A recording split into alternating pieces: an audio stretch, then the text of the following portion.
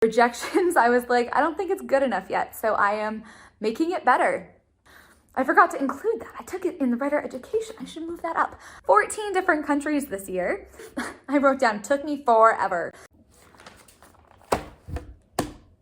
This notebook here contains my 2024, and I am excited to share it with you today. I am Nicole. I am a writer just pursuing traditional publishing. I write young adult books, and I am super excited to be going through my year in review of 2024. We're talking writing, we're talking writer education, we're talking reading, we're talking travel, we're talking YouTube. It's gonna be a great time, so let's just get right into it. We're starting with writing. So first of all, one of my very big accomplishments this year was I finished I'm trying to figure out where to hold this. I finished the first draft of my Nutcracker book. This is a YA Christmassy rom-com that I got the idea for last November-ish. I think it was last October, November. And I started writing a little bit in December, but really purposefully kind of in February. And it took me, I wrote down, took me forever.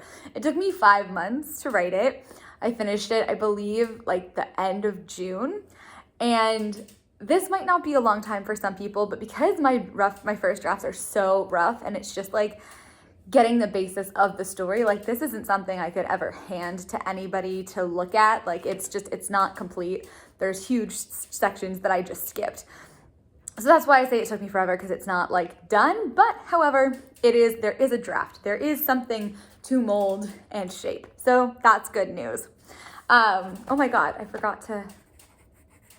totally forgot about something. Okay, we'll get there.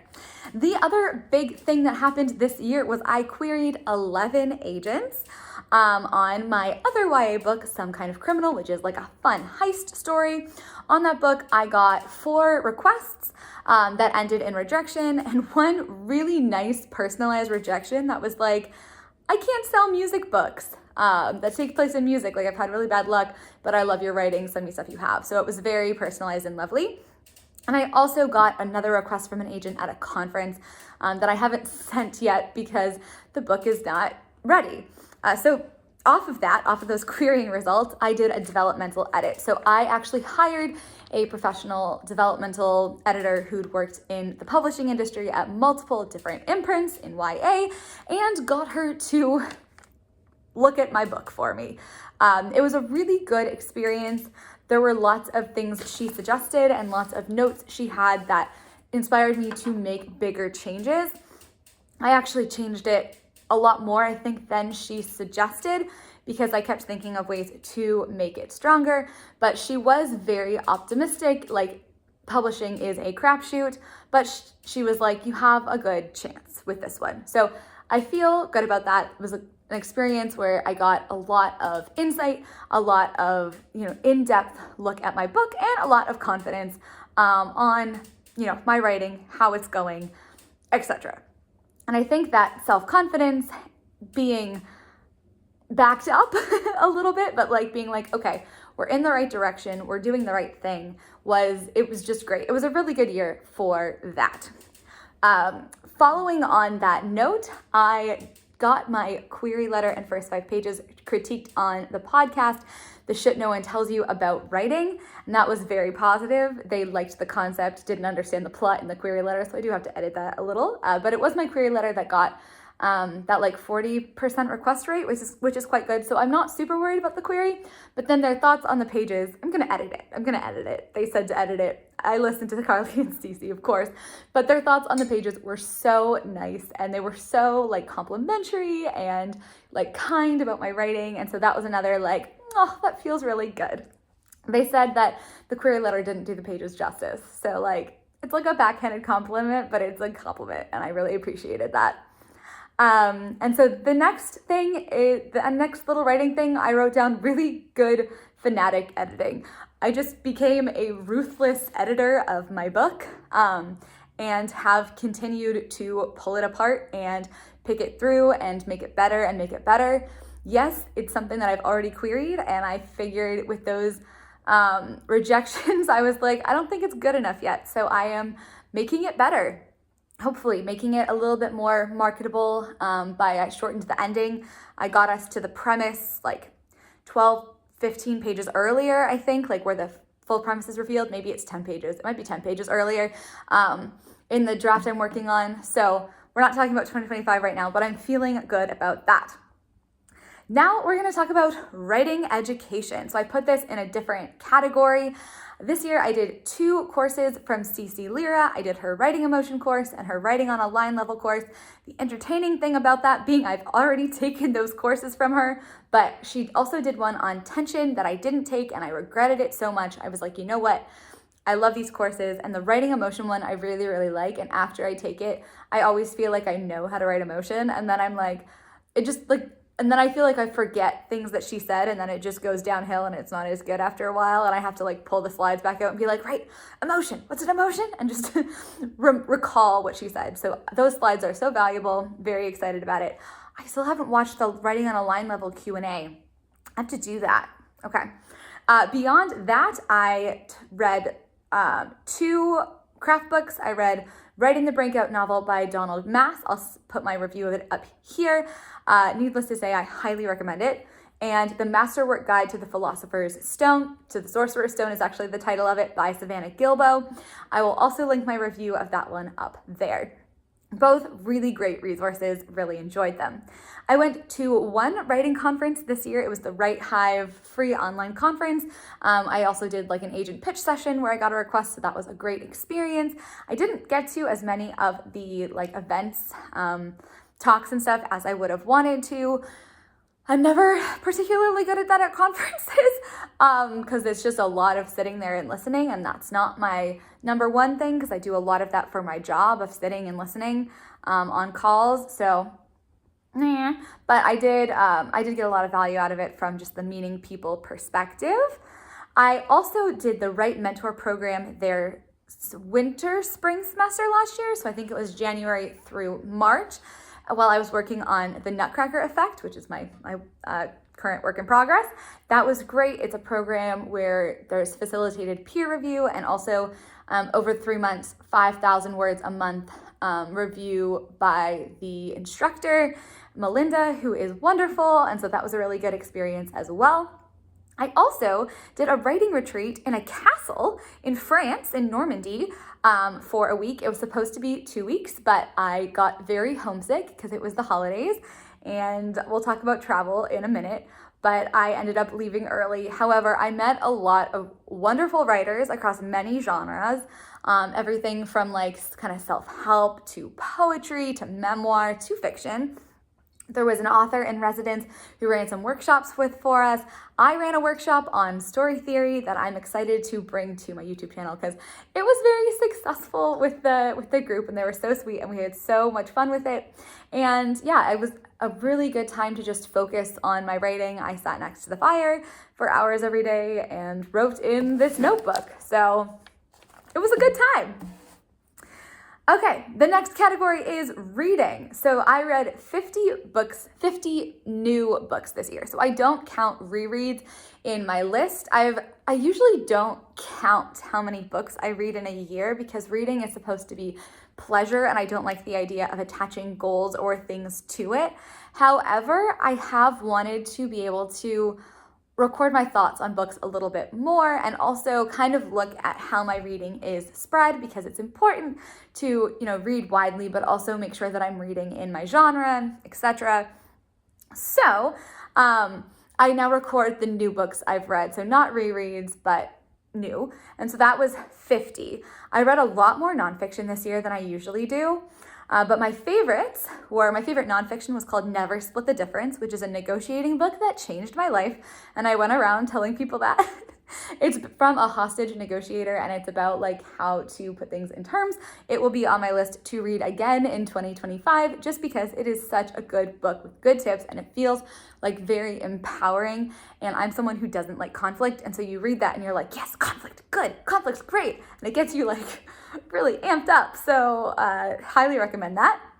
My other favorites were The Briar Club by Kate Quinn. Amazing book. I want to reread it. It was so good.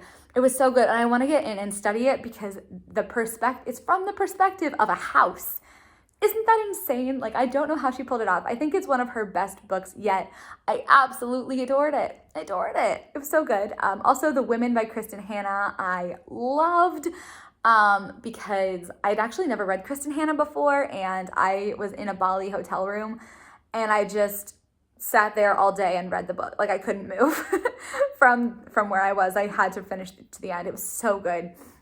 I also favorites were Husband's Secret, What Alice Forgot, all by Leon Moriarty, Little White Lies by Jennifer Lynn Barnes, Atlas 6, and The Summer of Broken Rules by K.L. Walter. I also binge read some authors this year, which is something I've never really done before, but I read 3 or 4 books by Michael Lewis, like all one after another, and that was really fun. I think he's great. He's a nonfiction author, but he writes in such a narrative style. It's amazing. I read The Blind Side, I read The Premonition, I read Losers. I think I read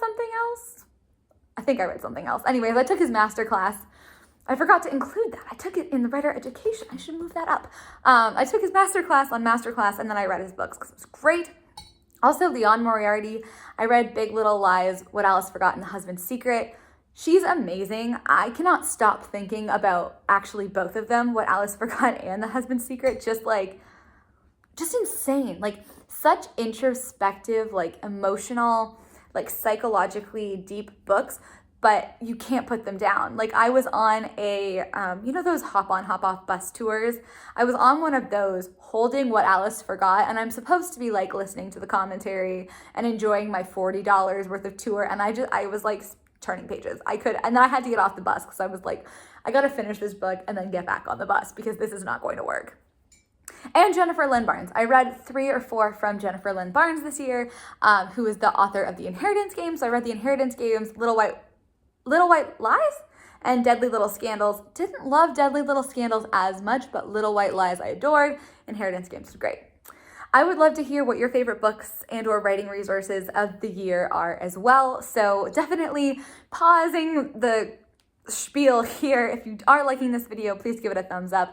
If this is kind of content that you love, especially going into 2025, we're going to be talking about writing, beta readers, editing, querying, lots of kind of vlog style, and then lots of sit down, chatty tips, almost teachery. I hate using the word teacher because I'm not an expert, but I do love talking about story theory and what I'm learning. So kind of knowledge share type videos. You can subscribe. There's going to be a ton of that. And also let me know down below what your highlights of 2024 were and if you had any favorite books. So the next thing on my list here is travel. I don't talk about this a lot on my channel, but I am a digital nomad. So I travel almost full time. I think I traveled 280 days this year, approximately, within Canada as well, but in and out of Canada. And so I actually went to 14 different countries this year.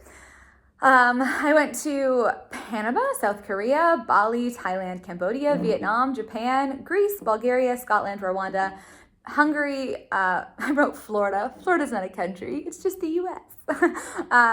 Sydney, Australia, and France. I also went to New Orleans for the first time. That was pretty cool. And 10 of those countries were new to me. So that is super exciting. Basically, like all of Asia, I'd never been. And then Bulgaria and Hungary, never been to them either. I'd never been to Rwanda or Australia. Like, they were all new. They were all new countries to me. 10 out of 14. Had a really great time. However, I did say I was going to talk about this in the travel section. I did a lot of moving around. I was skiing for 2 weeks out west. I came home for a couple of days. I went to Panama City for 3 weeks. I went to South Korea for 3 days. I went to Bali for like 2 weeks, and then I did a couple of days. And then it goes on like that, like the entire year. I stayed in Bulgaria for 6 weeks, and that's the longest I stayed in one place at all the entire time by a lot. Like, that 6 weeks is pretty much double the amount I've spent anywhere. And I had a great time, but God, by like October, I was like, I don't know how I'm gonna keep my schedule to the end of the year. Like, I'm exhausted. So some changes need to happen in 2025. The number one change being slowing down a little bit. Hopefully that number will not be 14 countries. Hopefully it'll be like 5. And I still want to travel, but I want to engage in it a little bit more. And finally, I have YouTube. This was an interesting year on YouTube. I think I grew by about 300 and something subscribers, which is slower than some years and more than others.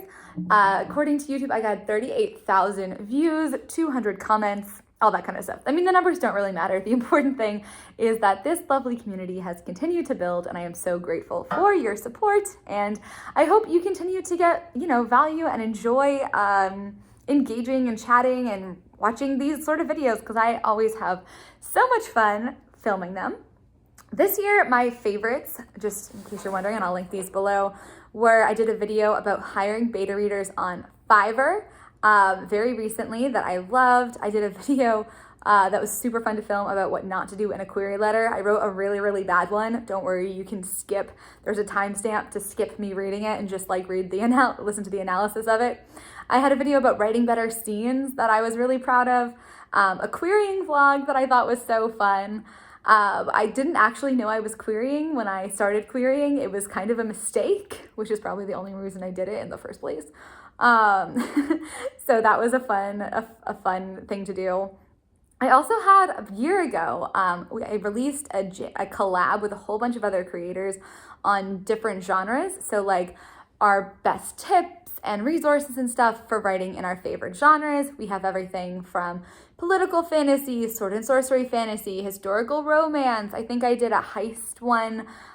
We have mystery novel, crime, like they're all linked. I'll link that playlist below, but very proud of that. It was a big collab. I think it was like 10 creators or something, and it was so much fun to do. So I'm so grateful to everybody who was part of that. And then finally, I got to do a review of the book by Savannah Gilbo, which was like a story grid masterwork guide to Harry Potter and the Philosopher's Stone. And that was so fun. And it was really special because Savannah reached out and offered me the book for free, to like get my opinion on it and stuff. And that was just amazing because I got to she saw the video, she commented on the video. And it was really, really cool to do that. Like, I don't make any money off YouTube, but just getting to kind of get a sneak peek because it was an art copy of books and stuff like that is amazing. So that was really, really special to me as well. And that's it. That's 2024 in review. Posting either today or tomorrow is my 2025 plan, so keep an eye out for that. I'll link it here once it's up. Thank you so much for watching. I'm Nicole Wilbur. Have a happy, happy new year and see you next time.